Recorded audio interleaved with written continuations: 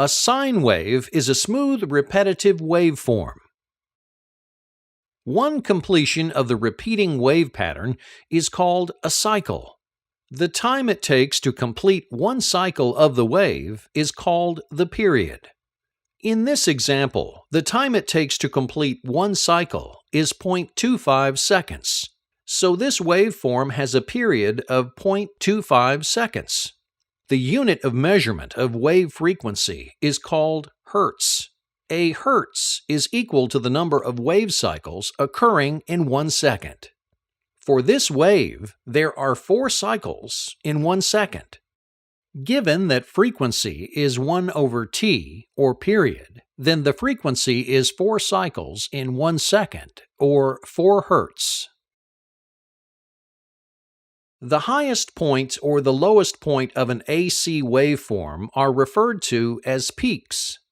Peak amplitudes or values can be measured in the positive direction starting from the baseline or in the negative direction.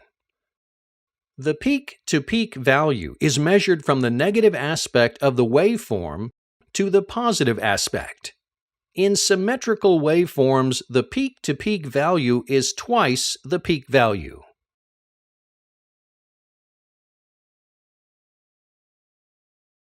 AC meters generally do not read in peak values or peak-to-peak values, whether it is voltage or current.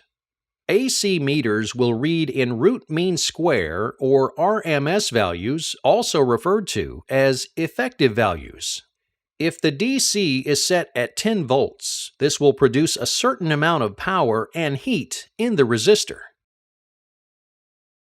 If you regulate the AC input in the AC circuit until you reach the same amount of power and heat, it will require 14.14 volts peak to be as effective as the 10 volts required in the DC circuit.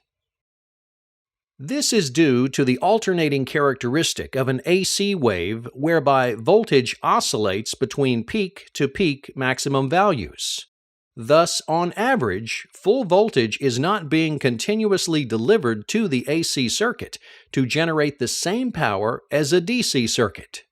Therefore, to compensate, AC circuits need higher voltage input. When the power in the DC matches the power you produce in the AC voltage of 14.14 volts at its peak is as effective in producing the same power as 10 volts in a DC circuit. Therefore, we can define the AC peak value as 1.414 times 10 volts or 10 RMS, which equals 14.14 volts. You may also want to determine the RMS by dividing the AC peak value of 14.14 volts by 1.414 to get 10 volts or 10 RMS. Therefore, an AC voltmeter connected across the resistor in the AC circuit would read 10 volts.